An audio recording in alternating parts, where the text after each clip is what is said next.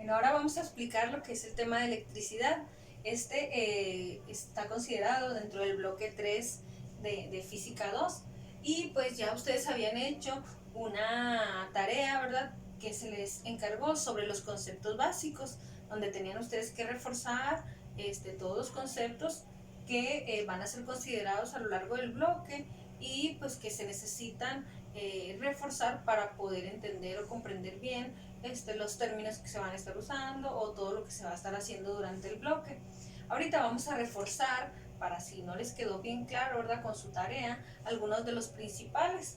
Vamos a empezar por lo que es el concepto de electricidad. La electricidad puede ser considerada, ¿verdad?, dentro de uno de los conceptos más básicos, como un flujo de electrones a través de un conductor. Esto es, pues, que hay un flujo, un movimiento a una velocidad muy grande a través de lo que es un cable o un conductor. Sí, así es como se genera la llamada energía eléctrica. Todo esto proviene, sí, de su explicación de la química en lo que es las partículas que integran al átomo. Sabemos, cuando hemos estudiado a lo que es el átomo, que el átomo es una partícula eléctricamente neutra, porque en su estado normal o basal posee la misma cantidad de protones que de electrones. Sí, sabemos que los protones se encuentran en el núcleo, que los electrones se encuentran girando en las órbitas y el número atómico que corresponde a cada uno de los elementos indica el número de protones y de electrones que éste tiene. Por lo tanto, ¿verdad?, si ponemos como ejemplo el primer elemento, que es el hidrógeno, sabemos que tiene número atómico 1 y esto nos indica que posee un protón en su núcleo y un electrón en sus órbitas.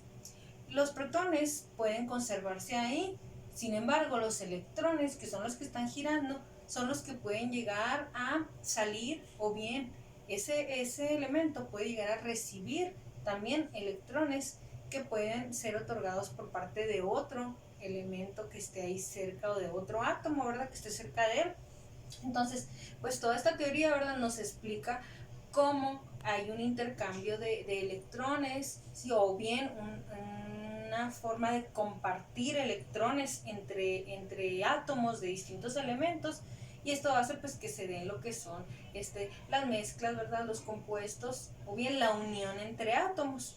Desde ahí pues se explica esto de la electricidad y pues les explico esa parte, ¿verdad?, de ese tema, para que se entienda bien cómo es esto de las cargas eléctricas. Si ya dijimos que los átomos son eléctricamente neutros, las cargas eléctricas se generan porque los átomos en cierto momento, cuando salen ya de su estado basal, de su estado normal, llegan a tener un exceso o un déficit de electrones. Es decir, si ese átomo compartió uno de sus electrones, su carga queda positiva. ¿Por qué? Porque ha perdido electrones y ya no va a tener misma cantidad de protones y de electrones. Entonces, si cede uno de sus electrones, pierde una partícula negativa y por lo tanto queda positivo. Y por lo contrario, si ese átomo recibió de otro átomo, de otro elemento, un electrón, pues aumenta su número de electrones y esto lo hace que quede con carga negativa. Y de ahí que haya cargas eléctricas, ¿sí?, que sean cuerpos u objetos cargados positivamente o negativamente. Podemos encontrar, ¿verdad?, muchas manifestaciones de cargas eléctricas en objetos. Sabemos que hay objetos que son más buenos para conducir lo que es la electricidad. Sabemos que hay objetos o cuerpos que son menos propensos a compartirla, o bien a pasar lo que es la electricidad, o que no admiten, ¿verdad?, que a través de ellos pase.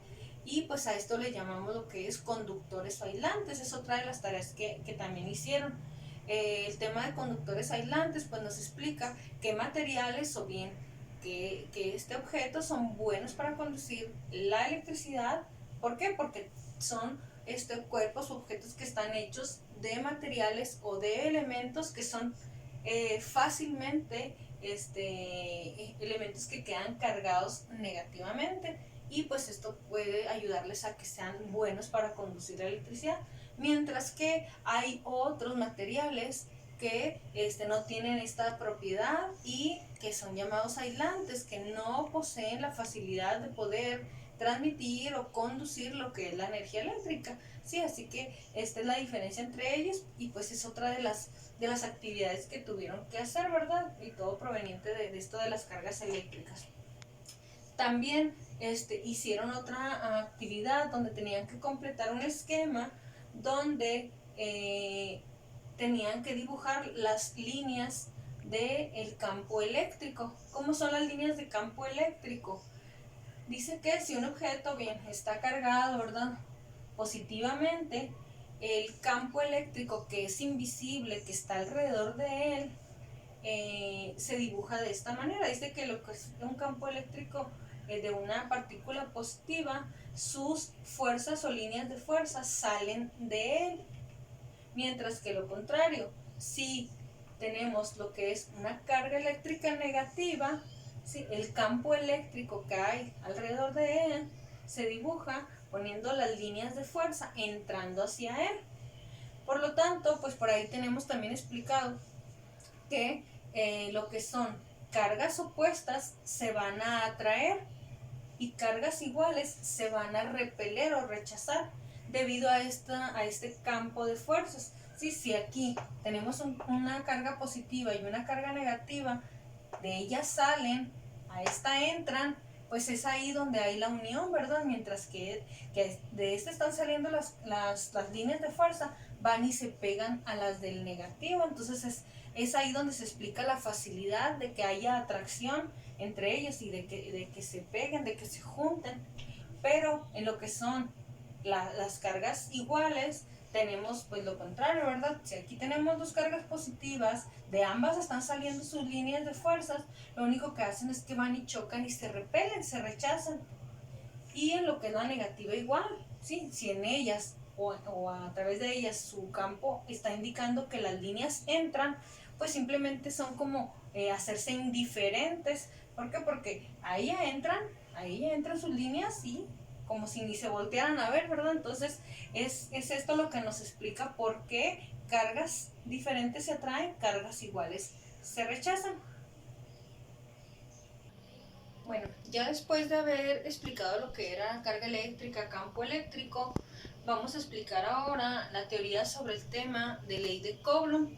Esta ley fue enunciada, como dice por ahí en el cuadernillo, por Augustin Coulomb en 1785 y enuncia lo siguiente, ¿verdad? Vamos a leer lo que nos dice esta ley y al mismo tiempo lo que dice nos va explicando la fórmula con la que se calcula lo que es la fuerza con que son atraídos o rechazados las cargas eléctricas. Sí, nos enuncia lo siguiente, dice: la fuerza de atracción o repulsión, que es la F, ¿sí?, fuerza de atracción o repulsión, que se ejerce entre dos cuerpos cargados eléctricamente, ya sea un positivo con un positivo, un negativo con un negativo, o un positivo con un negativo, es directamente proporcional al producto de sus cargas. Aquí vemos en la fórmula, ¿verdad?, el producto de las cargas, y inversamente proporcional, dice, al cuadrado de la distancia que los separa. ¿Sí? Tenemos en la parte de abajo, o bien lo que nos indica es inversamente proporcional, significa que está dividido entre la distancia que separa a las dos cargas. Entonces, esta es la fórmula con la que vamos a estar calculando con qué fuerza se atraen o se rechazan las cargas eléctricas. Esta fuerza va a ser medida, o vamos a estarla midiendo por lo regular en los ejercicios, en dos sistemas de unidades, en el sistema MKS y en el sistema CGS. Por ahí tenemos en el cuadernillo una tabla que nos muestra en qué se mide cada una de estas variables en cada uno de estos dos sistemas. Por ejemplo, en el MKS, lo que es la fuerza se va a medir en newtons, las cargas se van a medir en coulombs y la distancia se va a medir en metros. Pero en el sistema CGS tenemos por ahí que la fuerza se va a medir en dinas, las cargas eléctricas se van a medir en Fic y la distancia la vamos a medir en centímetros, ya que este es un sistema más pequeño que esto, con unidades más pequeñas.